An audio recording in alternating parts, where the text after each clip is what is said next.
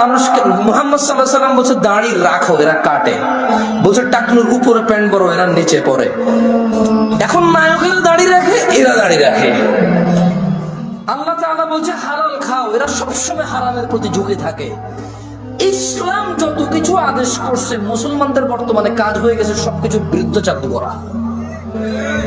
ওয়াল্লাহি যদি শুকর খাওয়া হালাল হতো, কেউ শুকর খেত না, গরু খেত সবাই।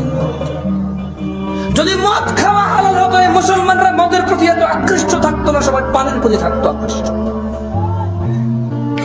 যদি সুদ আর ঘুষ খাওয়া হালাল হতো, তাহলে আজকের যে মুসলমান আমার চোখের সামনে আসি আমরা, আমার মনে হয় এরা কেউ সুদ আর ঘুষ খেত না।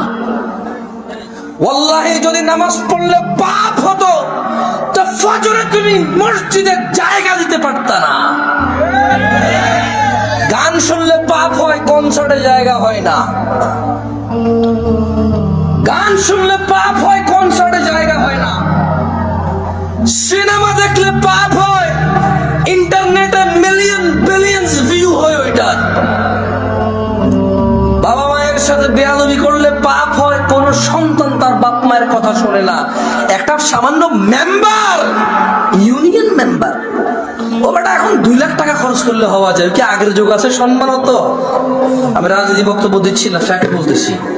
আমি একটা জিনিস বিবেচনা করে দেখলাম, যত কিছু আল্লাহ তাআলা হ্যাঁ করতে বলেছে, তত কিছু আমরা অনীহা করি।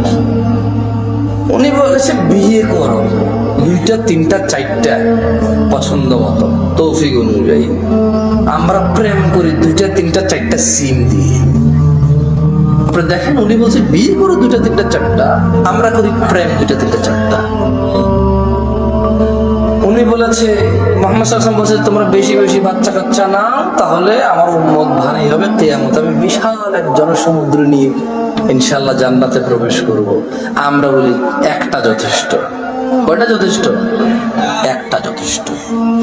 উনি বলেছে বিয়ে করো, রিজিক বাড়বে, আমরা বলি আগে চাকরি বাকরি এস্টাবলিশ হয়, তারপরে বিয়ে। এভরিথিং উল্টা। উনি বলেছে মেয়েরা মোহর পাবে, আমরা নেই যৌতুক। তুমি দেখছো? একটু চিন্তা করে দেখো না। উনি বলছে দাড়ি রাখো, আমরা কাটি। উনি বলছে নখ কাটো, আমরা নখ এত লম্বা রাখি। তুমি বুঝতেছো না ভাই, আসলে এটা ও নখ রাখার শখ না, জাস্ট আল্লাহর বিরুদ্ধাচারণ করা, রাসূলের বিরুদ্ধাচারণ করাই হচ্ছে ওর উদ্দেশ্য। ওর জীবনের একটা এইম হয়ে গেছে। এই যে এখানে দাড়ি কাটা মানুষগুলো বসে আছে, ওর যদি বলা হয় এই দাড়ি যদি তুই না কাটিস ভাই, তোর কি লস? একটা লস দেখাইতে পারবে না। কয়টা লস দেখাইতে পারবে না? একটা সিঙ্গেল লস দেখাইতে পারবে না। ওর যদি সায়েন্টিফিকলি ডাক্তার, আমি তো ডাক্তার না, তবে এখন সায়েন্টিফিকলি ডাক্তাররা যে দাড়ি কাটার কতগুলা ক্ষতি, আমি একটা আর্টিকেল পড়তেছিলাম, 17টা ক্ষতি আছে দাড়ি কাটা। কয়টা ক্ষতি? এর মধ্যে হরমোন কমে যায়। কি কমে যায়? মানে বাচ্চা কাচ্চা হওয়ার চান্সেস কমে যাবে, কারণ দাড়ি থেকে নাকি, দাড়ি যেটা দিয়ে উঠে, মানে দাড়ির যে গোড়াটা দেখছেন সাদা সাদা থাকে না, ওটা নাকি মানুষের হরমোন গ্রোথ ভালো রাখে, মানুষের স্কিন ডিজিজে অনেক হেল্প করে দাঁড়িয়ে। সুবহানাল্লাহ। আমরা তো এত কিছু মনে করে রাখি না, শূন্য হিসেবে রাখি। আলহামদুলিল্লাহ। কি হিসেবে রাখি? হরমোন আর স্কিনের জন্য রাখি না, জান্নাতের জন্য রাখি। আল্লাহ কবুল করুন, আমিন।